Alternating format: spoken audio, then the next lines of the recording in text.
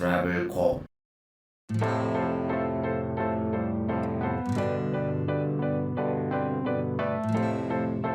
안녕하세요. 방콕 자유여행에 관한 모든 것을 도와드릴 트래블콕입니다.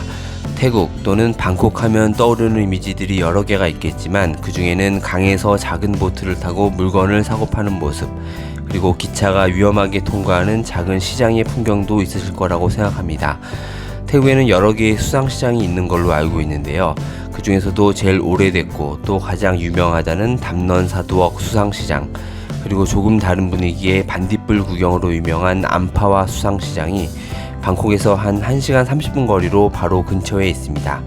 거기다가 시장 상점들을 사이에 두고 기차가 실제로 그 사이로 운행하는 맥클런 기찻길 시장도 또 바로 그 근처에 있어서 사실 수상시장 하나만 보려고 거기까지 가야 되나 싶기도 했지만 겸사겸사 세 곳을 한꺼번에 볼 수 있다면 한 번쯤 가볼만 하다고 생각했습니다.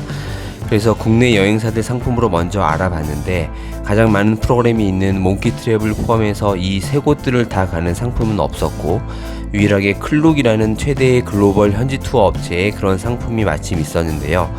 식사만을 제외하고 이동, 보트 이용료 같은 거를 모두 포함한 조건으로 720밭, 그러니까 우리 돈으로 3만원 정도에 예약할 수 있었습니다. 하루 시간을 전부 투자해야 되기는 했지만 제 개인적으로는 이 코스가 아주 만족스러웠고요.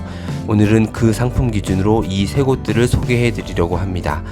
가이드 투어라는 게 일반 여행사 패키지 상품 생각해보면 별도의 옵션이나 쇼핑 같은 강요 아닌 강요가 있진 않을까 조금 걱정을 했는데 전혀 그렇지 않았습니다. 한국 손님들끼리만 한 팀으로 배정돼서 한국어를 잘하는 현지인이 가이드로 나왔는데요. 인솔하고 설명하는 수준이 생각보다 훨씬 좋았습니다. 이 부분은 우리나라 업체들도 현지 투어 상품의 경우는 한국인이 아닌 한국어가 가능한 현지인 가이드가 나오는 건 같은 걸로 알고 있습니다. 물론 택시를 이용해서 개인적으로 가볼 수도 있겠지만 이곳들이 큰 도시라기보단 한적한 마을이기도 하고요. 택시비나 보트 탑승비 같은 비용 측면에서도 오히려 여행사 상품을 이용하는 게 더 경제적이고 편하다고 생각했습니다.